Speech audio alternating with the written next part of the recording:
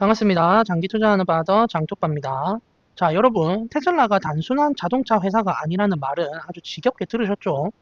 일론 머스크가 기가 베를린에서 노조를 향해 던진 폭탄 발언의 진짜 의도부터 아부다비 도로를 장악한 테슬라의 FSD, 그리고 전 세계 오지와 하늘길까지 덮어버린 스타링크의 무서운 확장력, 그리고 테슬라와 일론 머스크가 완성해 나가는 AI 통신 제국의 거대한 큰 그림에 대해 알아보겠습니다. 자, 본격적인 시작에 앞서 구독과 좋아요, 알림 설정이 영상을 만들 수 있는 가장 큰 원동력입니다. 바로 시작해 볼게요.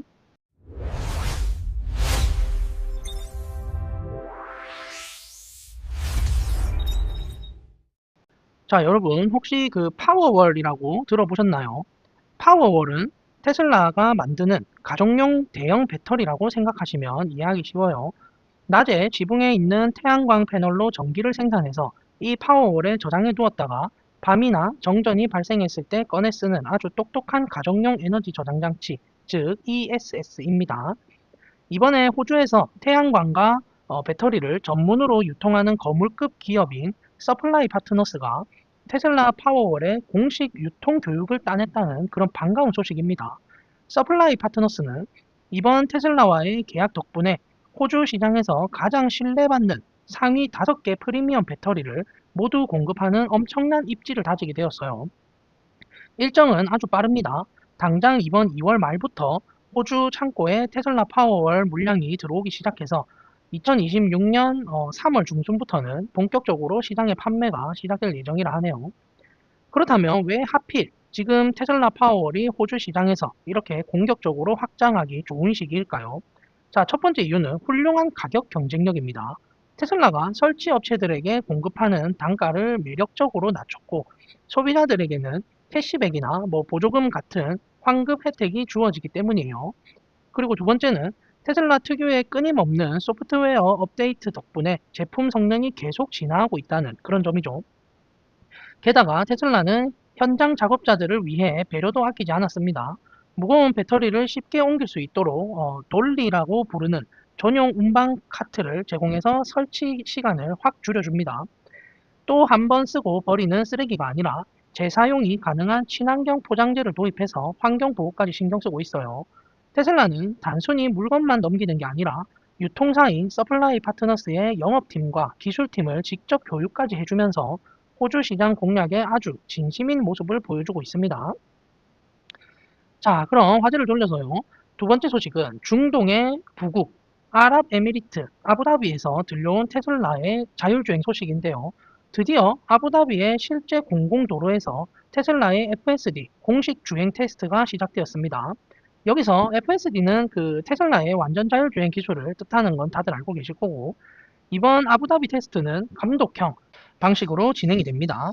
자, 이게 무슨 뜻이냐면 차가 스스로 알아서 운전은 다 하지만 혹시 모를 돌발 상황에 대비해서 반드시 사람이 운전석에 앉아서 상황을 지켜보고 개입할 준비를 해야 한다는 그런 안전 조건이에요. 이번 도로 주행 테스트는 테슬라가 단순히 우리 기술 좋다고 자랑하려는 그런 게 아니에요. 아부다비의 교통을 책임지는 그 통합교통센터와 스마트 및 자율 시스템 위원회 같은 정부기관들이 테슬라와 직접 손을 잡고 철저하게 검증을 하는 정부 차원의 공식 프로젝트입니다. 이 테스트의 핵심 목적은 테슬라의 자율주행 기술이 실제 아부다비의 복잡한 도로에서 얼마나 안전하게 잘 작동하는지 데이터를 차곡차곡 수집하는 데 있습니다. 아부다비 정부는 새롭고 혁신적인 기술을 받아들이는 것을 좋아하지만 무엇보다 대중의 안전이 최우선이기 때문에 완벽한 균형을 찾으려 신중하게 접근하고 있어요. 아부다비 통합교통센터의 책임자인 알그펠리 박사도 이번 테스트에 대해 입장을 밝혔는데요. 실제 도로 환경에서 테슬라 자율주행 성능을 꼼꼼히 평가하고 나중에 이 기술을 아부다비 전체로 널리 확대해도 될지 판단할 수 있는 아주 중요한 데이터를 얻게 될 것이라고 강조했습니다.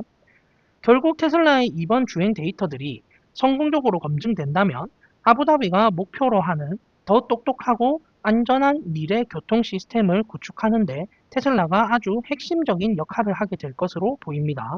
테슬라의 자율주행 기술이 깐깐한 중동 정부 기관의 기준을 무사히 통과할 수 있을지 앞으로의 결과가 매우 주목됩니다. 자, 그럼 다음 소식은요. 최근 독일 그 기가 베를린 공장을 둘러싸고 테슬라와 노동조합 간의 기싸움이 아주 팽팽합니다. 최근 일론 머스크와 안드레 티에리 그 기가 베를린 공장장이 직원들과 내부 회의를 가졌는데요. 이 녹화본이 외부로 공개되었습니다. 일론 머스크는 이 자리에서 아주 단호한 메시지를 던져서요. 유럽의 외부 조직, 즉 노동조합이 테슬라를 잘못된 방향으로 밀어붙이며 상황이 매우 어려워질 것이라고 경고한 겁니다.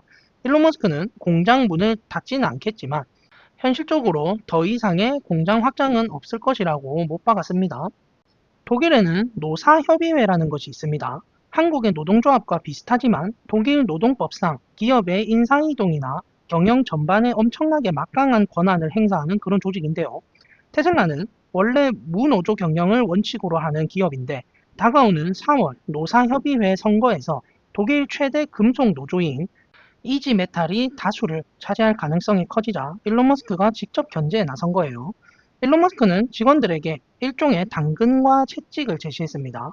노조가 경영에 간섭하지 않고 당국의 지원이 따른다면 기가 베를린을 유럽 최대 규모의 공장으로 키우겠다고 약속했습니다.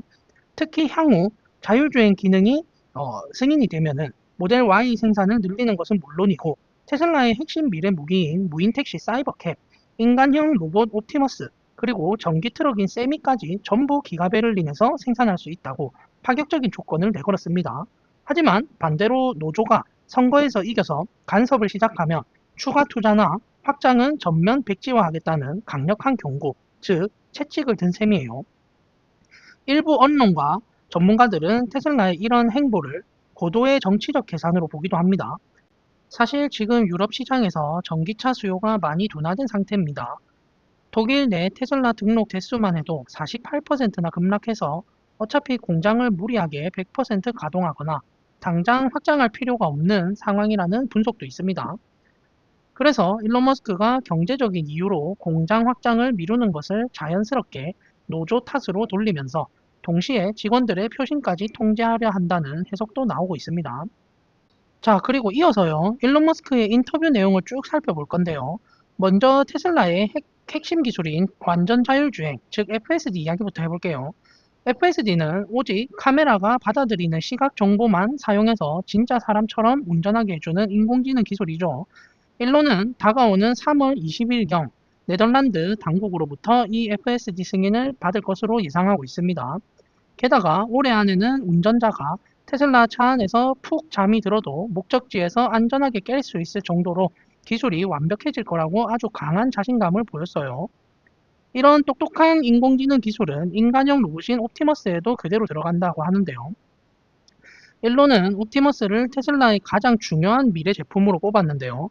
영화 스타워즈에 나오는 친근한 로봇들처럼 아이를 돌보고 강아지를 산책시키고 노인을 돌보는 등 우리 실생활에 유용하게 쓰일 나만의 로봇이 될 거라고 합니다.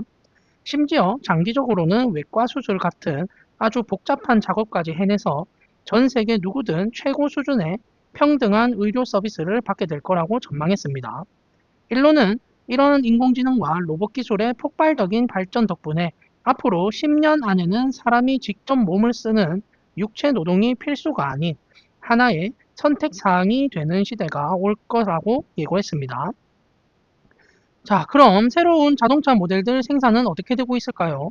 운전자 없이 무인으로 달리는 택시, 이른바 사이버캡은 텍사스 기가팩토리에서 올해 4월부터 대규모 생산 체제를 만들기 시작해 연말쯤에는 본격적으로 쏟아져 나올 예정이라고 해요.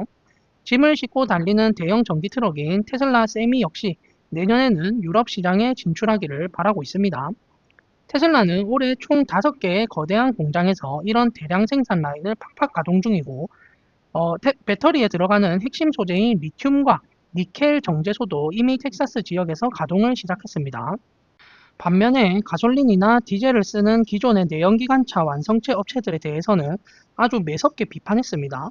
정부가 억지로 시키기 전까지 전기차 전환을 미루고 혁신하지 않는 업체들은 결국 거대한 공룡처럼 도태되어 멸종될 거라고 경고했습니다. 일론은 미래의 모든 육상 교통수단이 100% 전기차와 자율주행으로 바뀔 것이며 기름을 넣고 사람이 직접 운전하는 방식은 나중에 가면 마치 지금 말을 타고 다니면서 옛날 폴더폰을 쓰는 것처럼 아주 소수만 즐기는 매니아적인 취미생활로 전락할 거라고 강조했어요. 그만큼 테슬라의 미래가 아주 밝다고 확신하면서 투자자들에게 테슬라 주식을 꽉 쥐고 계속 보유하라고 직접적으로 권장했습니다. 완전 자율주행의 완성이나 무인 택시 대량 생산 같은 엄청난 목표들이 머지않아 현실이 될 거라는 일론의 굳은 믿음이 엿보이는 대목입니다. 마지막 부분에 일론은 젊은 세대들에게 따뜻한 조언도 남겼습니다. 세상을 비관적으로 보면서 미래를 맞히는 것보다는 세상을 낙관적으로 보면서 틀리는 것이 훨씬 더 낫고 행복한 삶을 만든다고 말했습니다. 책을 많이 읽고 늘 새로운 것에 도전하며 사람들에게 유용한 것을 직접 만들어내는 뜻깊은 일에서 큰 만족감을 찾아보라고 그렇게 권했어요. 자, 그럼 다음 소식으로 넘어가 볼게요. 이제 우주기술 덕분에 비행기 안에서도 땅에서처럼 쾌적하게 인터넷을 즐길 수 있는 시대가 왔습니다. 항공업계 전문 매체들은 스타링크에 기내 와이파이를 두고 마침내 찾아온 게임 체인저라고 평가하고 있습니다. 스타링크가 항공기 와이파이 시장을 싹쓸이하고 있는 가장 큰 이유는 바로 압도적인 기술력과 편리함 때문이에요. 기존 기내 와이파이 장비들은 무겁고 복잡한 서버가 필요했지만 스타링크 안테나는 아주 작고 가볍습니다. 그래서 비행기가 운항을 마치고 밤에 쉬는 짧은 시간 동안에도 뚝딱 설치할 수 있습니다. 항공사 입장에서는 비행기를 며칠씩 세워둘 필요가 없으니 엄청난 이득인 셈이죠. 속도도 놀랍습니다. 스타링크는 지구와 아주 가까운 곳에 떠있는 저궤도 위성을 사용하기 때문에 비행기 위에서도 초당 250에서 300메가비트 수준의 빠른 다운로드 속도를 냅니다. 한국 집에서 쓰는 초고속 인터넷과 맞먹는 수준이에요. 실제로 스칸디나비아 항공이 통신이 가장 어렵다는 북극권 상공에서 테스트를 해봤다는데 이 엄청난 속도가 사실로 증명되었습니다. 앞으로 우리 한국 탑승객들도 해외여행 갈 때 이 비행기에 스타링크가 달려 있는가를 먼저 확인하고 비행기 표를 예매하는 날이 머지않은 것 같아요. 자, 그럼 화제를 돌려서요. 스타링크가 하늘 위를 넘어 이제 땅끝 오지의 통신 문제까지 해결하고 있습니다. 영국에서 아주 놀라운 서비스가 시작되었는데요. 영국의 대형 통신사인 버진 미디어 O2가 스타링크 기술을 활용해서 영국 최초의 위성 모바일 데이터 서비스인 O2 세틀라이트를 공식 출시했습니다. 이 서비스의 핵심은 바로 다이렉트 투 셀이라는 기술인데요. 쉽게 말해 별도의 안테나 장비 없이 우리가 평소에 쓰는 일반 스마트폰이 우주에 떠있는 위성과 직접 통신을 주고받는 기술이에요. 한국처럼 어딜 가나 통신망이 빵빵하게 터지는 곳과 달리 영국의 시골이나 산간 지역은 수십 년 동안 통신이 아예 안 터지는 사각지대가 많았어요. 근데 스타링크가 단 한 번의 서비스 출시로 영국의 국토통신 커버리지를 기존 89%에서 95%로 단숨에 끌어올렸습니다. 사용 방법도 아주 간단하다는데요. 산속이나 외진 곳에 가서 일반 지상 기지국 신호가 끊기면은 스마트폰이 알아서 위성 신호를 잡아준다고 해요. 덕분에 아무리 오지에 있어도 문자 메시지를 보내거나 카카오톡 같은 메신저를 쓰고 위치 기반 앱도 정상적으로 사용할 수 있는 거죠. 가격도 한 달에 3파운드, 우리 돈으로 약 5,000원 정도의 저렴한 부가 서비스 요금만 내면 된다 하네요. 현재는 삼성 갤럭시 S25 시리즈 최신 폰에서 바로 사용할 수 있고 조만간 아이폰을 포함한 다른 스마트폰으로도 지원이 확대될 예정이라고 합니다. 산간 벽지나 바다 한가운데서도 스마트폰 하나만 있으면 전 세계 어디서든 안심하고 연락을 주고받을 수 있는 완벽한 통신망이 우리 눈앞에 현실로 다가오고 있습니다. 자, 오늘 제가 준비한 소식은 여기까지고요. 오늘 소식에 대해 구독자님들은 어떤 생각이 드셨는지 자유롭게 댓글로 남겨주시면 함께 이야기 나눠보겠습니다. 이상으로 저는 장기 투자하는 파더 장투파였습니다. 감사합니다.